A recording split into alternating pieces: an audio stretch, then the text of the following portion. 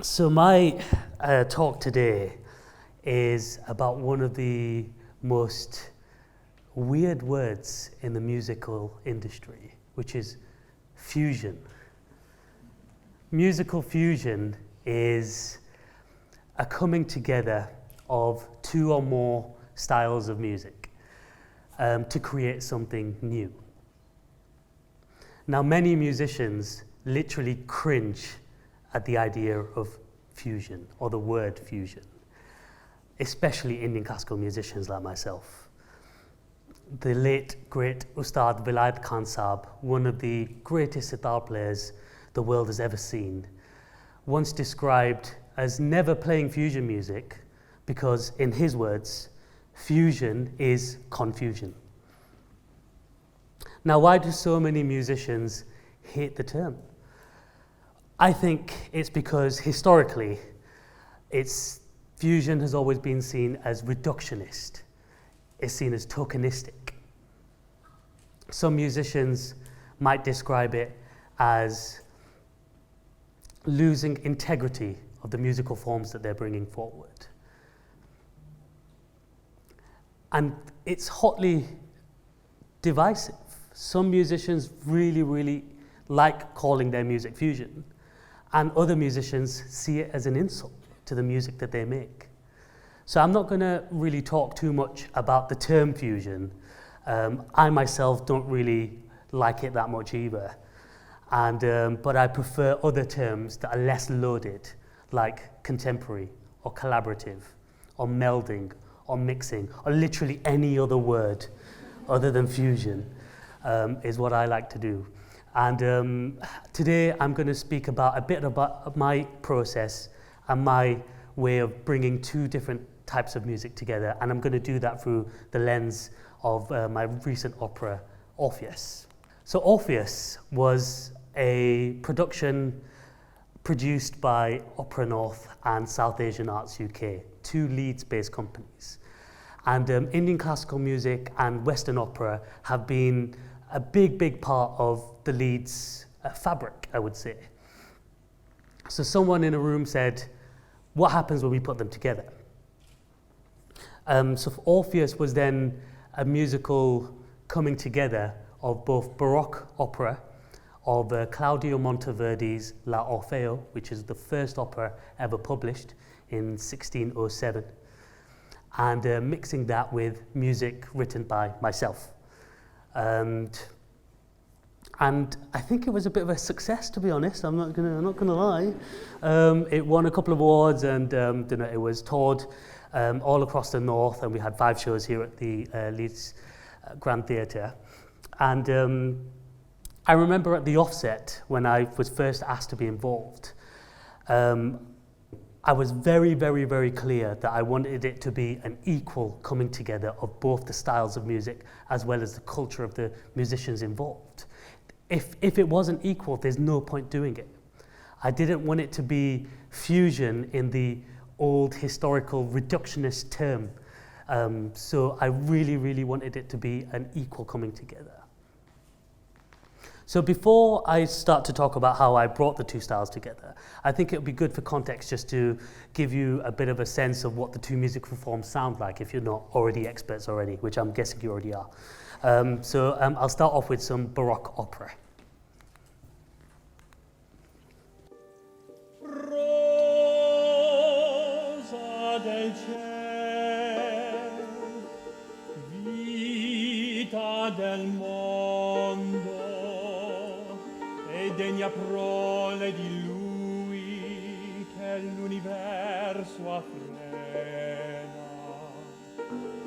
Sol che il tutto circondi e il tutto miri, dagli stellanti giri, dimmi, vedesti mai di me più lieto e fortunato amante? Fu ben felice il giorno, mio ben, che pria ti vidi, e più felice l'ora che per te sospirai. poiché al mio sospirar tu sospirasti.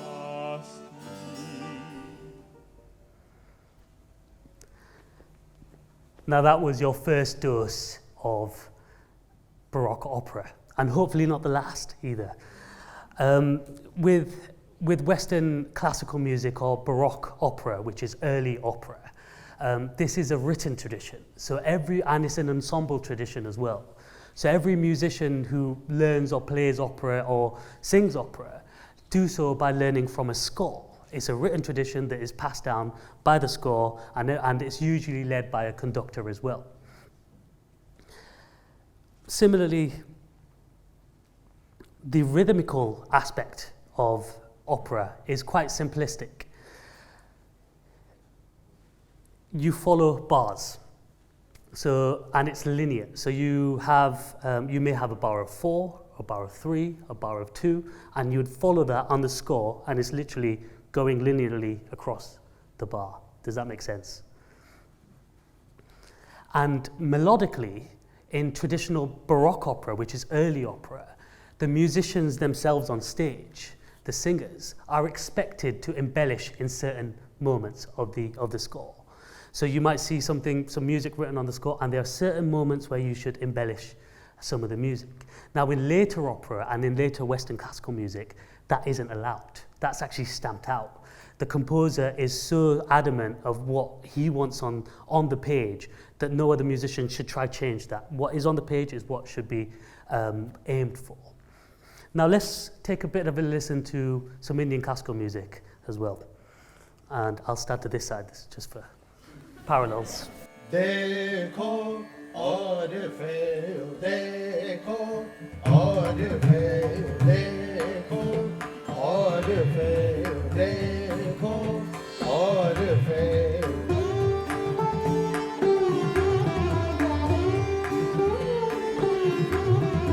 हम यहाँ इन बीच के पेड़ों की छाया से कैसे उदासी है और अब जब हो बसे अपनी जलती हुई किरण को सर से नीचे गिराता है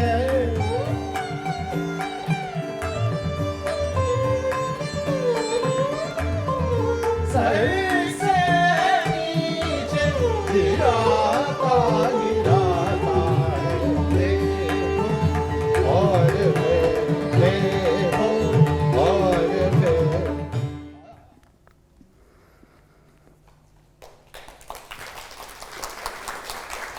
I mean, I didn't do anything, but thank you. So this is Indian classical music, and as you can see, it's vastly different to the operatic tradition.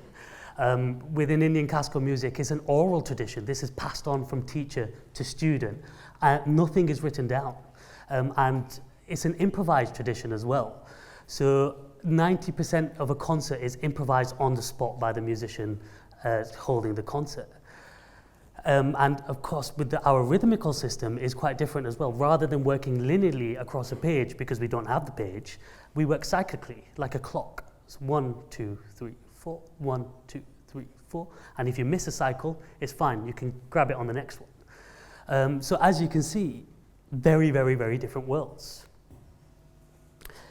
Now, how do you begin to put together two very, very different styles of music in a search to be equal, in a search to be authentic, and to be tasteful for the connoisseurs, the listeners of the music itself? Now, I think, in my experience, this boils down to three things. One is mutual respect. You cannot begin to start bringing musical worlds together without a mutual respect for the other musicians involved. You have to respect their artistry as artists and musicians. Next is cross-training. you need to cross-train. You have to understand the other system. You have to gain a knowledge of how the processes, how the methodology of the other musical system works. And then thirdly is common ground. Once you understand the two musical forms, you need to then start to find the common ground where you can actually have a meaningful coming together of both the styles. Now, I can talk about this for hours and hours and hours and hours and hours. So I think maybe we'll leave that for the next TED Talk that I'm invited to. Yeah, I think the best way to show you is actually show you a clip that I think encapsulates everything that I've just said about the art of collaboration. My task was, I had the original Monteverdi score that was written by a 16th century Italian guy.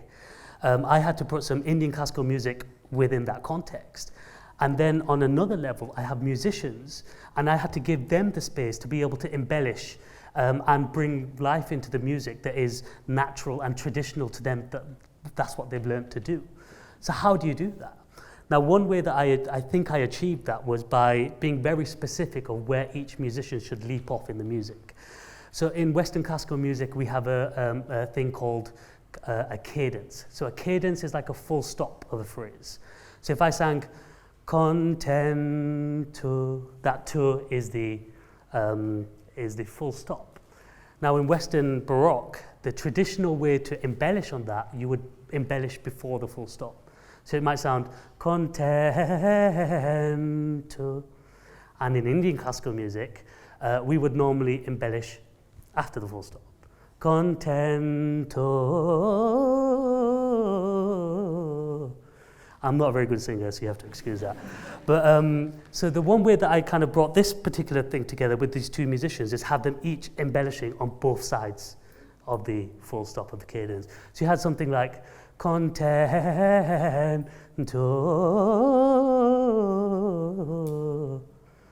And this next clip hopefully encapsulates that. Hang on.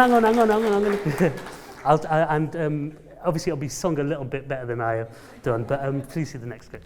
I don't know where to stand now either. Così l'anima tua non sia più vaga di celeste diletto.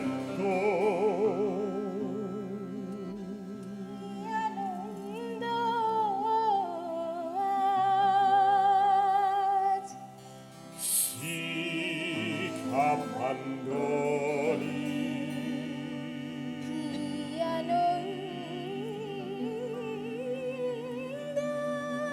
il marito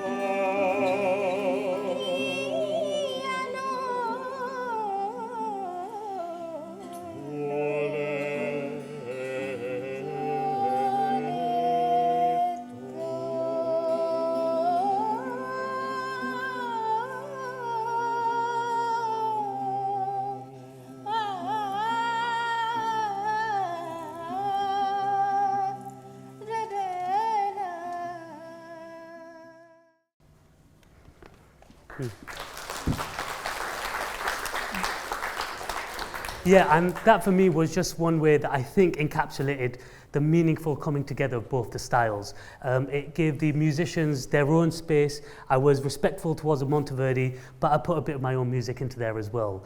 And that's just one example of bringing some musical styles together. And hopefully it was tasteful to the listener, which is you guys. Hopefully, fingers crossed.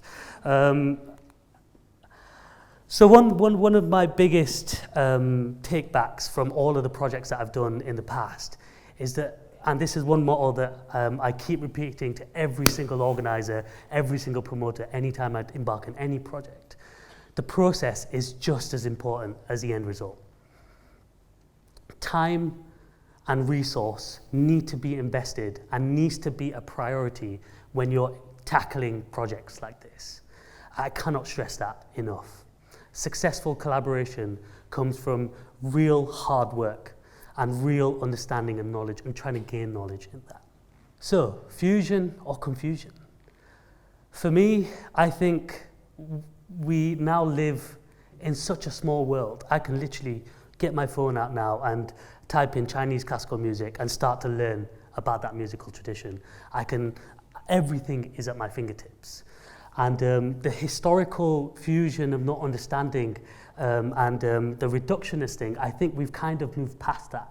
Me, myself, I don't believe in East meets West, because I grew up in Leeds. I learned Indian classical music in this city.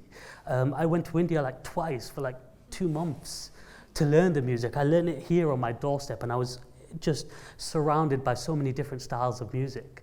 And I think if Ustad Vilayat Khan Sahab, one of the greatest sitar players, was alive today, I kind of hope that he would actually not say fusion is confusion. And I hope he doesn't find it confusing, because I think the music that is being made today is a lot more informed, is a lot more just a lot more informed. And I think myself, I've grown up a better musician by learning other styles of music. I can perform better, I can think better, I can perceive better. So I think the world that we live in now is such a brilliant world, and I'm looking forward to seeing what the next opera is, what the next new melding or coming together of styles are. And if you are doing an opera, please do let me know, and I will come. I'll come and watch it. Thank you so much. This has been my TED Talk on